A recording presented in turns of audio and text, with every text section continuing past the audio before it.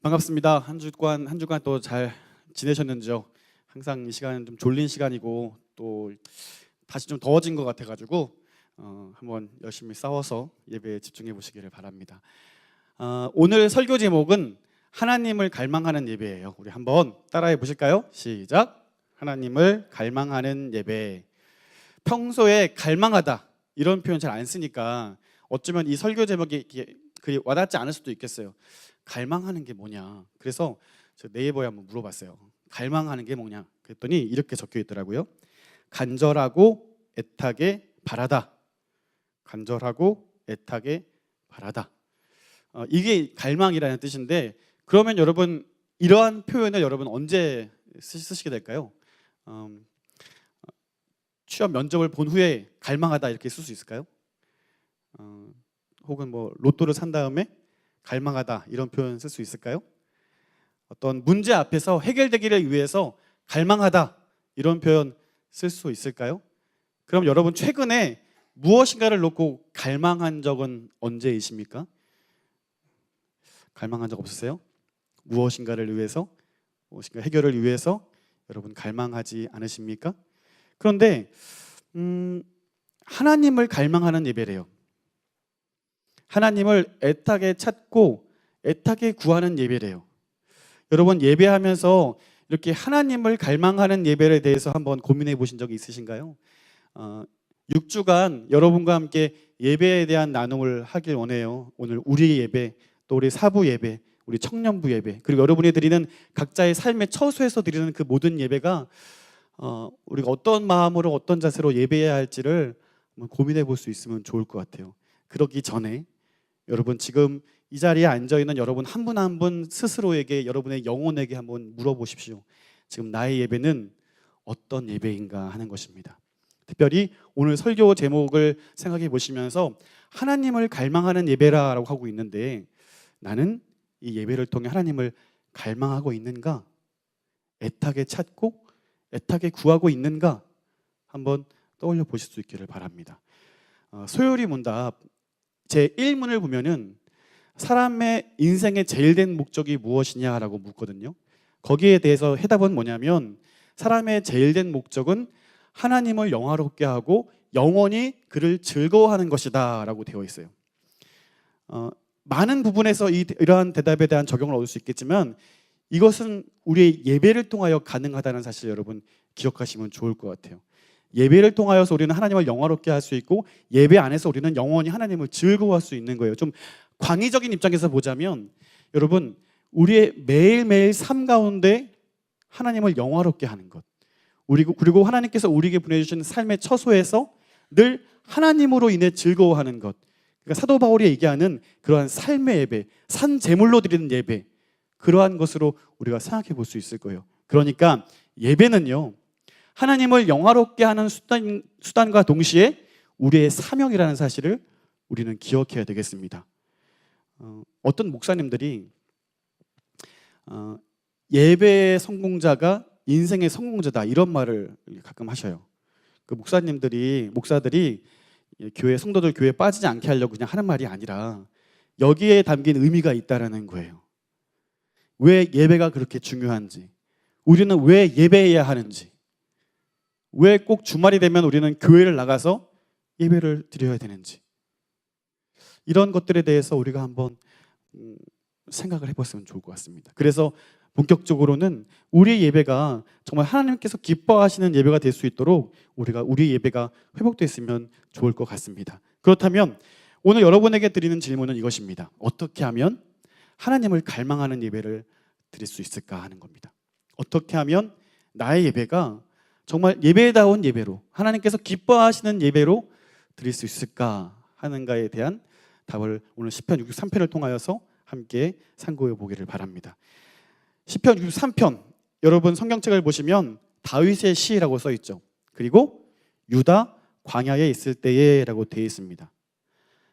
시편을 여러분 1절부터 11절까지 쭉 보시면서 어떤 생각이 들었어요? 그냥 다윗이 심심해서 마실 나간 것 같지 않아요? 지금 뭔가 어떤 사연 때문에 나간 것 같아요. 어떤 분은 아시는 것처럼 그의 아들 압살롬, 그가 사람들을 은밀하게 준비시켜서 이 다윗이 전혀 예측하지 못한 순간에 반란을 일으킵니다. 왕권을 차지하기 위해서 반란을 일으키죠. 어쩌면 그 다윗의 백성들, 다윗의 군사들을 일으켜서 그 쿠데타죠. 이거를 막을 수도 있었을 것이지만 다윗은 전쟁을 선택하지 않고 그 자리를 피해 나옵니다. 왜냐하면 예루살렘 성전에서, 특별히 이 하나님과 함께 하시는 이 거룩한 성전에서 전쟁을 하고 싶지 않았을 것이고, 두 번째는 그의 대적이 아들이었다는 사실 때문에 더욱 그 전쟁을 피하고 싶었을 거예요. 그래서 그는 아무 망설임 없이 예루살렘 성전을 빠져나와서 유다 광야에 머무르게 됩니다. 그리고 그의 대적이 그의 아들이라는 사실 때문에 그는 더 괴로웠을 것입니다. 함께 1절 말씀 읽어볼까요? 1절입니다. 시작.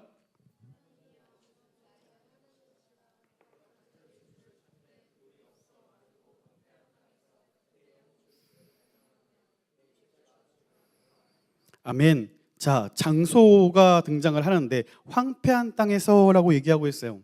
이 황폐한 땅은 시편 말머리에 있는 유대 광야잖아요.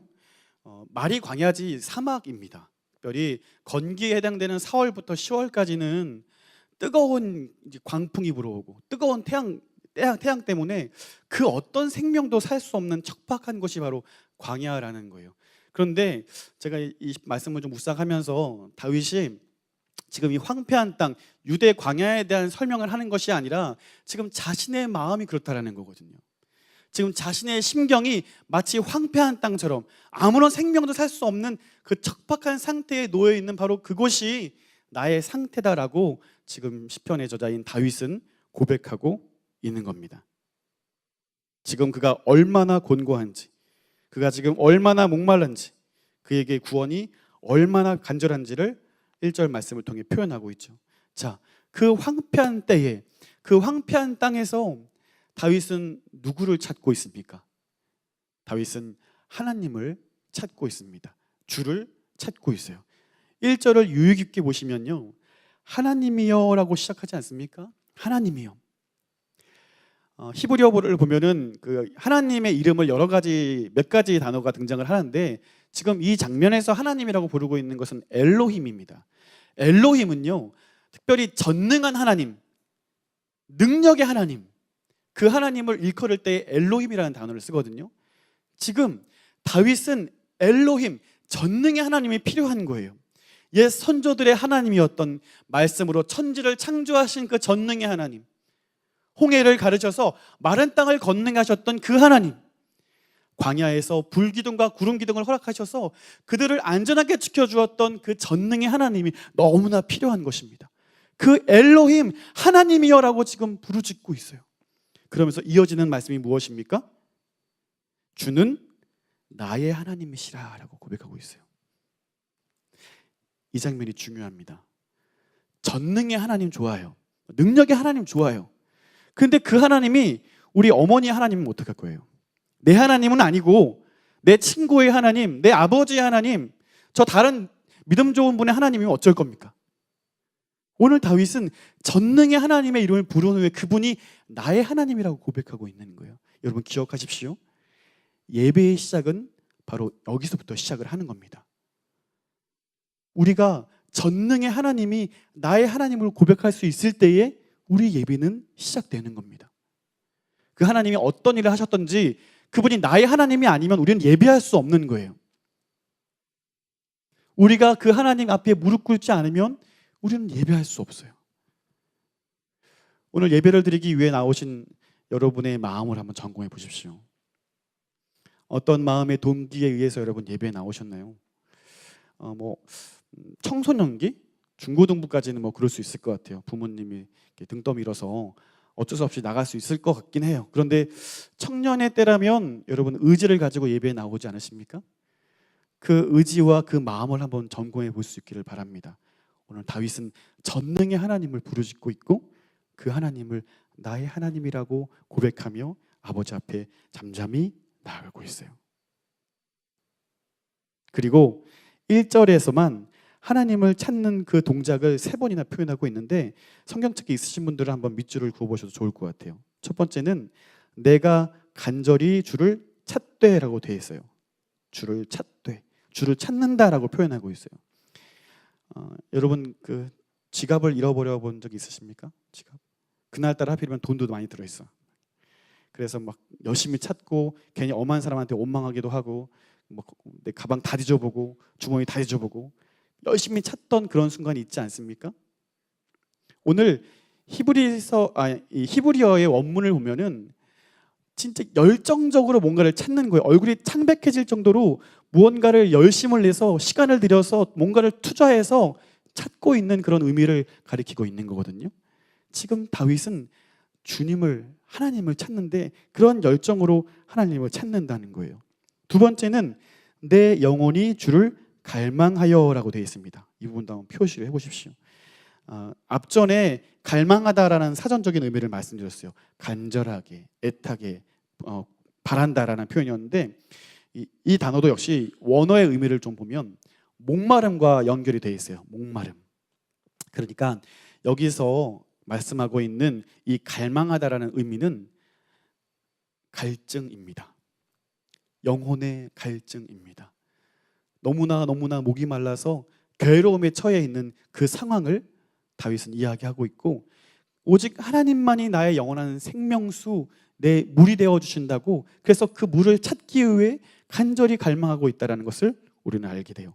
세 번째, 주를 앙모하나이다 라고 되어 있어요. 앙모하나이다. 이것은 바라다, 희망하다 이런 의미인데 그냥 막연하게 무엇인가를 떠올리는 것과는 달라요.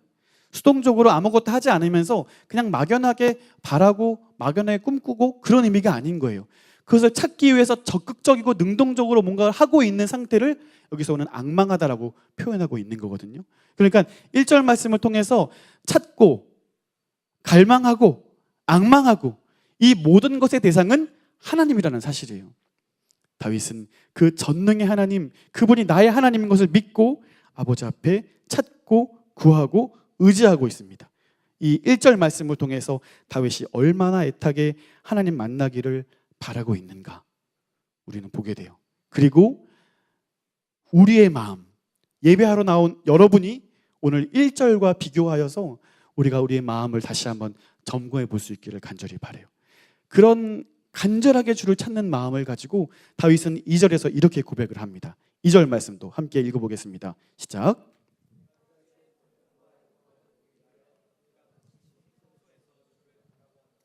아멘. 자, 2절 말씀 보면 주의 권능과 영광을 보기 위해 성소에서 주를 바라보았다라고 하고 있는데 사실은 거짓말입니다. 그죠? 지금 그는 어디에 있어요? 광야에 있잖아요. 그런데 성전에서 바라봅니다라고 이야기하고 있어요. 거짓말이라기보다는 그는 지금 황폐한 그곳에서 또 물리적인 의미만이 아니라 그의 마음이 갈기갈기 찢기고 상처나고 뭔가 회복할 수 없는 너무나 무거운 마음 가운데 있을 때에 그 하나님을 바라보길 원한다라고 2절 말씀을 통해서 또 그렇게 고백하고 있는 것입니다. 성소에서 주를 바라보듯이 주님을 온전히 바라보겠노라고 고백하고 있는 거예요. 그러니까 우리 2절 말씀을 통해서 한 가지 교훈 얻을 건 뭐냐면 내가 어디에 있든지 내가 어떤 상태에 있든지 내가 주님을 바라보는 그곳에 주님이 함께 계시다라는 겁니다. 당시 구약 시대의 이 이스라엘 백성들은요 아무 데서나 하나님께 제사하지 못해요. 물리적인 제한적인 요소가 있어요. 또 자기 멋대로도 하나님께 제사하지 못해요. 제사장이 필요했고 성전이 필요했어요. 또 혹은 성막이 필요했어요. 그곳에서만 예배할 수 있었고 제사장들을 통해서만 예배할 수 있었어요. 그러나 오늘 이 말씀을 통해서 우리가 기억해야 될 것은 예수 그리스도의 헌신을 다시 한번 기억할 수 있고 여러분이 어떤 상황 가운데 있든지 어느 곳에 있든지 주님을 바라보고 주님을 찾고 구할 때에 우리는 온전한 예배를 드릴 수 있다라고 오늘 다윗은 우리에게 그렇게 값진 교훈을 허락하고 있는 것입니다. 많은 사람들이 예배를 잘 드리고 싶어 해요. 찬양할 때 나도 뜨겁게 찬양하길 원해요. 말씀을 들을 때에도 다윗이 고백하는 것처럼 꿀송이보다 더 단 말씀을 듣기를 기대해요. 예배를 드리고 나면 뭔가 은혜 충만한 그런 느낌적인 느낌 있잖아요. 그런 걸 원해. 그래서 돌아갈 때에는 야, 내가 한 주간 잘 살 수 있겠다. 이런 마음을 가지고 아주 희망찬 발걸음으로 저 교회당 문을 팍 열고 나가기를 원해요. 아니, 솔직히 그렇잖아요. 안 그래요? 솔직히 그렇잖아요. 그런 예배 드리고 싶잖아요. 그런 예배를 꿈꾸잖아요. 그런데 우리 예배가 어느 순간부터 오늘 다윗이 이야기하는 것처럼 메마른 예배가 되기도 하고, 찬양 인도자가 이 자리에 서서 일어서라고 부탁해야만 일어나고, 박수치라고 이야기해야만 박수치고, 목사가 서서 좀 웃읍시다 그래야 웃고, 좀 기대합시다 그래야 뭔가 내 마음을 바꿔서 기대하려고 하고, 어느 순간부터 왜 나는 이렇게 수동적이 되었는가에 대해서 여러분 점검해 보셔야 돼요. 어느 순간부터 나는 예배에 기대하지 않게 되었는가를 떠올려 보셔야 돼요. 어느 순간부터 이 예배가 내가 하나님께 드리는 예배가 아니라 교회가 나에게 서비스를 제공해 줘야 되는 곳이다라고 생각이 들었는지를 점검해 보셔야 돼요. 그래서 교회 왔는데 아무도 안 반겨주네. 그날따라 목사님 말씀이 기네. 찬양도 뭐 연습을 안 했는지 이상하네. 이러면 별로 기분이 안 좋은 거예요. 언젠가부터 왜 이렇게 됐을까? 왜 나의 예배는 다윗과 같은 이런 황폐한 곳에서 예배드리는 것처럼 메마르게 되었을까? 생각해 보면 좋을 것 같습니다. 사랑하는 예수가족 여러분, 저는 이러한 질문들에 대한 대답으로 다윗의 예배를 배우자라고 말씀드리고 싶어요. 다윗의 예배. 기억하셔야 될 것은 다윗은 지금 고난 중에 있기 때문에 하나님 찾는 거 아닙니까? 라고 물어보실 분이 계실지도 모르겠어요. 나는 그처럼 뭐 고난도 안 받고 나는 다윗처럼 힘들지도 않으니까 뭐 다르지 않습니까? 라고 물어보실 분이 계실지도 있겠어요. 그러나 여러분 기억하셔야 될 것은 다윗은 하나님의 은혜 가운데 평화 중에 있을 때에도 하나님을 찾는 자였다는 사실을 여러분 기억하셔야 돼요. 미갈의 측근들, 그러니까 다윗의 아내가 하나님의 언약궤를 들고 성전에 들어오는 다윗을 보면서, 특별히 춤추면서 들어오는 다윗을 보면서 저게 무슨 짓이냐, 되게 경박하다, 되게 이 다윗을 이해하지 못하게 저 사람이 왜 저럴까 비난하기도 했어요. 그러나 다윗은 그러한 시선과 상관없이 나는 하나님 앞에서 한 것이다 라면서 하나님을 예배하는 예배자의 모습을 우리에게 알려줘요. 뿐만 아닙니다. 다윗은 성가대를 조직해서 수만 명의 사람들을 투입해요. 수많은 악기와 수많은 노래하는 사람들을 불러들여서 하나님을 예배할 수 있도록 예배 인도자의 역할도 다윗은 감당합니다. 그뿐만 아니라 많은 사람들까지도 하나님을 예배할 수 있도록 다윗은 사람들을 인도합니다. 그는 하나님을 예배하면서 늘 하나님으로 충만했던 사람입니다.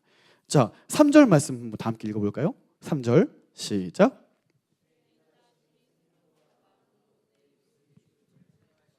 아멘. 이 고백은 너무나 어려운 순간 가운데 주어졌기 때문에 나온 고백이 아니에요. 그는 평소에도 이런 고백을 하는 사람입니다. 그가 어렸을 때, 목동이었을 때부터 하나님이 어떤 분이고 나는 그 하나님의 양이고 돌보시는 양이라는 사실을 늘 기억하면서 그는 그 모든 것들보다 인자, 헤세드, 하나님의 조건 없는 완벽한 은혜, 이것이 가장 중요하다는 사실을 기억했어요. 그래서 하나님이 그를 기름 부어서 왕으로 만든 그 순간에도 선대 왕이었던 사울처럼 권력에 눈이 멀지 않아요. 왜냐하면 나를 부르신 이도 하나님이라는 것을 인정해요. 나를 세우신 이가 하나님이라는 사실을 인정해요. 수많은 사람들이 나를 왕으로 떠받들고 나를 칭하한다 할지라도 이 모든 것은 하나님이 주신 것이라는 사실을 다윗은 늘 기억해요. 그래서 오늘 이렇게 고백합니다. 주의 인자하심이 생명보다 나음으로 내 입술이 주를 찬양할 것이라. 그가 한 나라의 왕일지라도 그 왕권보다, 그 어떤 권세보다 하나님의 은혜가 더욱 소중하다. 심지어 그것이 나의 생명일지라도 내 생명보다도 주의 인자, 주의 은혜, 하나님의 그 신실하신 은혜가 더욱 귀하다라고 그는 고백하고 있는 것입니다. 사랑하는 여러분,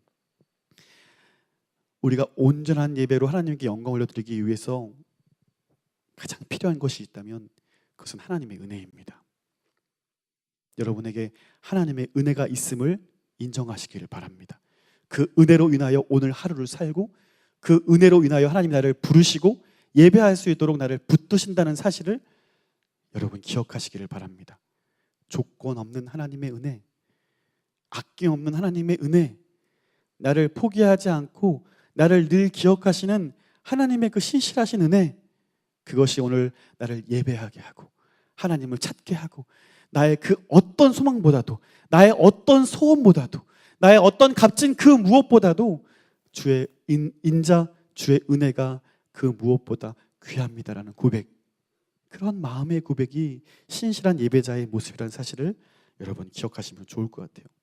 예수님께서도 말씀하셔요. 산상수훈에서 심령이 가난한 자는 복이 있나니 천국이 저희 것이미요 라고 말씀하십니다. 가난한 자, 가난한 자. 여기서 말하는 천국은요, 죽어서 가는 곳 아니잖아요. 여기서 말씀하시는 천국은요, 하나님과 함께하는 그곳을 말씀하고 있는 거거든요. 우리 찬송가에도 주 예수와 동행하니 그 어디나 하늘나라라고 하는데, 그 하늘나라도 죽어서 가는 곳 아니잖아요. 주님이 나와 늘 함께하기 때문에 나는 늘 천국을 경험합니다, 나는 늘 은혜 가운데 삽니다라는 고백이잖아요. 마찬가지, 가난한 마음으로 늘 주님을 찾고 구하는 자들에게는 하나님이 함께하시는 그 하나님 나라의 은혜, 그러니까 복이라고 말씀하시는데 그것이 복이라는 거죠. 가난한 마음, 오늘 다윗이 품고 있는 주님 은혜 없으면 난 살 수 없습니다. 주님을 찾고 앙망하고 갈망하고 끊임없이 주의 은혜를 구하기 위해서 하나님 앞에 엎드려 있는 이 다윗의 모습, 이것이야말로 가난한 마음 아니겠습니까? 예수님께서 말씀하시는 심령이 가난한 자의 모습이 아니겠습니까? 정리하시죠.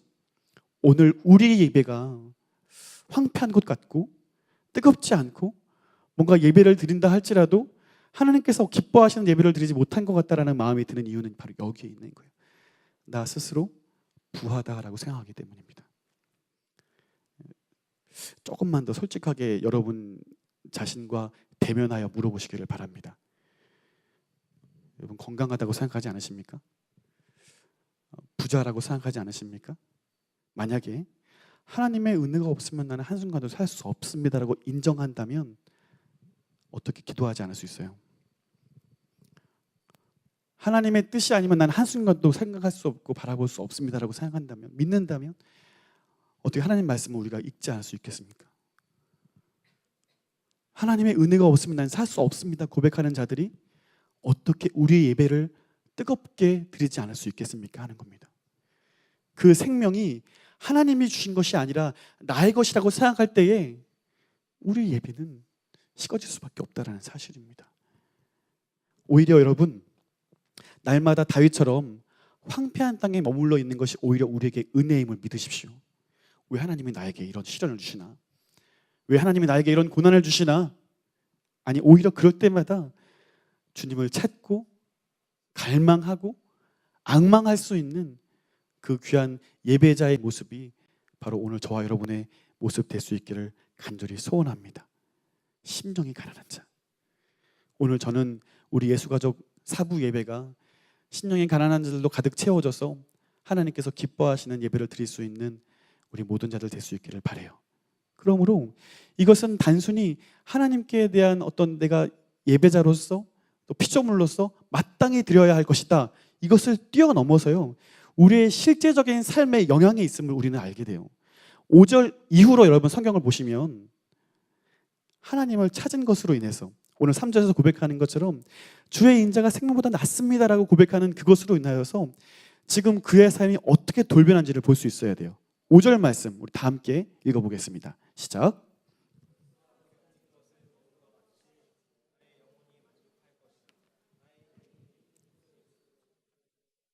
아멘. 골수와 기름진 것, 이거 좀 이렇게 와닿지 않을 텐데, 골수는 제사장들이 제물을 떠서 하나님께 드릴 때 최상위의 부분, 제일 좋은 부분을 하나님께 드리는데, 이 골수는 바로 그런 음식이에요. 최상의 음식. 그리고 기름진 것은 동일한 표현인 거예요. 가장 좋은 음식.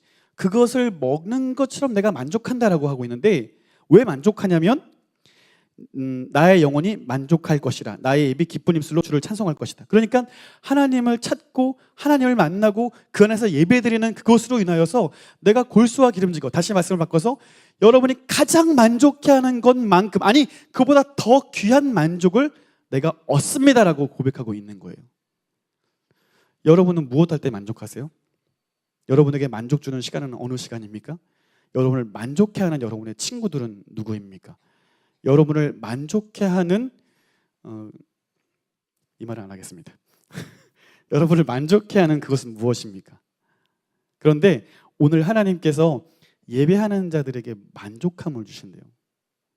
오늘 다윗은 그 만족함을 맛보았고 그에 대한 반응으로 주님을 찬양한다라고 고백하고 있어요. 그리고 이어지는 5절, 6절, 7절, 8절까지 말씀을 보시면 그 은혜에 감격하여서 나는 늘 하나님 말씀을 묵상하겠습니다, 읊조리겠습니다, 고백하겠습니다, 찬양하겠습니다, 손을 들고 기뻐하겠습니다, 이런 여러 가지 모양으로 하나님을 찾고 구하고 예배하는 모습을 우리는 발견하게 돼요. 상황이 우리를 고통스럽게 하는 게 아니에요. 지금 닥친 문제들이 여러분을 나락에 빠뜨리는 게 아닙니다. 그것은 여러분으로 하여금 하나님과 멀어지게 만들려는 수단들이지, 여러분을 정말 힘들게 하고 여러분을 정말 어렵게 만드는 것은 무엇이냐면 우리의 예배를, 하나님께 마땅히 드려야 할 그 예배를 더 이상 소망하지 못하게 만들고 그 예배를 통하여서 하나님이 주시는 은혜와 만족들을 경험하지 못하는 것으로 인하여서 오는 영혼의 갈증임을 우리는 기억할 수 있어야 합니다. 그래서 이런 의미 때문에 목사님들이 그런 설교 하시는 거예요. 예배의 성공자가 인생의 성공자다라는 말을 하는 거예요. 그냥 단순히 풀면은 무슨 성공주의 얘기하는 것 같은데 사실 그런 건 아니거든요. 우리는 예배하는 사람들이거든요. 우리 하나님의 백성들은요, 우리의 인생의 목적 자체가 하나님을 영화롭게 하고 평생 그분 때문에 즐거워하는 사람들이 바로 우리거든요. 그런데 그 하나님의 백성들이 그 예배가 성도리째 빼앗긴 겁니다. 더 이상 예배하지 못하게 만들어요. 몸은 나와 있는데 이 안에서의 누릴 수 있는 그 모든 것들에 대해서 더 이상 기대하지 못하게 만들어요. 왜냐하면 세상에 주는 것들이 더 많으니까, 세상에 채워주는 게 더 많으니까, 나를 안심시키고 나를 행복하게 해주는 것이 세상에 더 많으니까 예배 일주일에 한 번 드리는 게 대수냐? 거기에 뭔 즐거움이 있냐? 거기에 뭔 기대함이 있냐? 우리로 하여금 이러한 마음을 갖게 만든다는 것이죠. 그러나 다윗은 예배를 통하여 하나님이 주시는 은혜를 경험합니다. 그리고 실제적으로 9절부터 11절까지 내용을 보시면 이 대적에 대한 시편의 노래를 하고 있는데, 사실 이 내용들은요, 대적인 압살롬을 생각하면서 저주하고 있는 내용이 아니에요. 마치 그렇게 보이지만 이 시편의 내용은 하나님이 행하실 일들을 기대하는 내용이라는 거예요. 지금 다윗은 유대 땅으로 도망쳐 나왔어요. 많은 군사를 이끌고 나온 게 아니에요. 그런 힘이 없고 그런 능력이 없어요. 이미 많은 사람들을 회유해서 틀을 만들어 놓고 반란을 일으킨 압살롬을 대적할 만한 힘이 그에게는 없어요. 그런데 10절 말씀, 9절 말씀 보면은 뭔가 숨겨놓은 게 있는 것 같아. 다윗이 뭔가 숨겨놓은 게 있는 것 같아. 그런데 다윗은 예배를 통하여서 만족해 하신 하나님을 경험하고 나아가서 여전히 일하실 하나님을 기대하는 겁니다. 하나님의 공의가 여전히 쉬지 않고 일하신다는 사실을 그는 기대하고 마음의 소원함과 마음의 갈망함들을 고백하고 있는 겁니다. 사랑하는 우리 예수가족 여러분, 예배를 통하여 우리의 삶을 변화시킬 수 있어요. 예배를 통하여 우리는 더욱 더 큰 것에 대해서 소망을 걸고 기대할 수 있어요. 오늘 예배자로 세우신 하나님께서 또 세상 가운데 예배의 삶을 살아감으로 우리의 사명 선언문인 하나님 나라 이 땅 위에 오게 할 그 사명자들을 하나님은 여전히 원하시고 기뻐하신다는 사실을 기억하시기를 바랍니다. 결국 그 사명을 이루어드릴 사람들은 예배하는 사람들입니다. 특별히 그냥 예배가 아니라 하나님을 갈망하는 예배자들입니다. 여러분, 예배를 통하여 우리가 기억하셔야 하고 절대로 놓치지 말아야 할 것은 하나님을 찾는 일입니다. 그날따라 음향이 좋지 않다고 해서 여러분 마음을 무너뜨리지 마세요. 그날따라 설교자가 너무 이렇게 와닿지 않는다 할지라도 여러분 낙심하지 마세요. 낙심하지 마세요. 하나님을 찾으세요. 제가 찬양인도도 해본 적이 있고 또 설교를 하면서 느낀 점이 하나 있는데 뭐냐면 어떤 주는 아주 완벽하게 풀세팅으로 원고를 준비했어요. 거의 안 보고 할 정도로 준비를 많이 해서 자신만만해. 근데 성도들의 반응이 달라요. 성도들의 반응이 달라요. 제 자신이 너무나 부끄럽고 제 자신이 너무나 하찮게 여겨질 때가 있어요. 준비가 덜 됐고 너무 부족해서 어떡하냐, 망했다 막 이런 마음으로 와서 제가 여러 번 설교할 때마다 간절히 원하는 것을 얘기하면서 기도하는 게 있는데 불쌍히 여겨달라고 기도하는 이유는 이유가 있어요. 정말 이유가 있어요. 하나님의 은혜를 구하지 않으면 아무것도 안 되겠더라고요. 정말. 그런데 그렇게 가난한 마음으로 정말 하나님께 간절히 기도하고 엎드리고 설교를 하면 그렇다고 제가 설교 준비를 늘 안 하고 그렇게 하는 거 아닙니다만은 그런 은혜가 있더라고요. 그런 은혜가 있더라고요. 내가 스스로 부하다 여기고 예배하러 물론 이 자리에 나와 있지만 하나님을 찾지 않고 구하지 않는 자들에게는 누려지는 것은 없습니다. 그들은 예배하러 나왔지만 예배자들이 아닙니다. 그러나 그 마음 가운데 주님을 찾고 구하고 내가 이 시간에 하나님 찾지 않으면 나는 절대로 이 시간을 떠나보지 않겠습니다 했던 야곱의 마음처럼 간절히 주님을 구하는 자들에게 부어주시는 은혜가 있으리라는 사실을 믿으시기를 바라요. 오늘 예배하러 나온 우리 모든 예수가족 여러분 한 분 한 분을 축복합니다. 여러분 한 분 한 분이 하나님을 진실되게 예배하는 예배자로 온전히 서게 되기를 축복합니다. 이것이 저의 소원이고 또 하나님 아버지의 소원이리라 믿습니다. 삶으로 나아가셔서도 여러분 예배를 멈추지 마십시오. 끊임없이 주님을 찾으십시오. 맞닥뜨린 문제 앞에서 하나님의 행하실 일들을 기대하십시오. 하나님께서 나를 여전히 인도해 오신 것처럼 나를 인도하실 것을 믿으십시오. 예배를 통하여 우리는 더욱 큰 확신을 얻을 수 있습니다. 오늘 이 시편 63편의 다윗의 고백을 여러분 하나님을 갈망하는 예배자의 그 모범 답안으로 여러분에게 제시합니다. 한 주간 한 번 더 말씀을 한번 묵상해 보세요. 그리고 여러분 소그룹 모임, 가족 모임을 통해서 한 번 더 진득하게 말씀을 서로 묵상해 보세요. 그리고 나눠 보세요. 나에게 정말 필요한 것은 무엇인지, 내가 예배를 회복하기 위해서 내가 버려야 하고 새롭게 쇄신해야 될 마음의 자세는 무엇인지를 서로 나누어 보세요. 그리고 그 예배를 회복하기 위해서 서로 도와주십시오. 나 혼자는 설 수 없거든요. 나 혼자는 할 수 없거든요. 그래서 우리를 교회 공동체로 불러주신 것 아니겠습니까? 서로 함께 서로를 도와주십시오. 예배할 수 있도록. 예배할 수 있도록. 함께 오늘 이번 주에는 5분 일찍 한번 우리 모여보자. 함께 한번 기도하고 예배를 한번 드려보자. 함께 가족별로 모여서 서로 앉아서 좀 이렇게 졸리면 서로 깨워주자. 못 나온 우리 가족원들에게는 그날 말씀을 좀 요약해서 한번 보내주자. 이러한 나눔들이 우리 안에 온전히 회복되고 이루어질 때 우리는 더 큰 성장과 더 큰 은혜가 있을 줄 믿습니다. 말씀을 마치겠습니다. 하나님을 갈망하는 예배, 이것은 단순히 설교 제목이나 한순간 들어야 할 교훈으로 맞춰야 되지 않고 우리가 끊임없이 싸워내야 할 숙제임을 믿습니다. 하나님을 갈망하는 예배, 하나님을 갈망하는 삶, 하나님을 갈망하는 나의 비전, 하나님을 갈망해야 하는 우리의 관계, 그 모든 곳에서 역사하실 하나님께서 우리를 붙드시고 인도하시리라 믿습니다.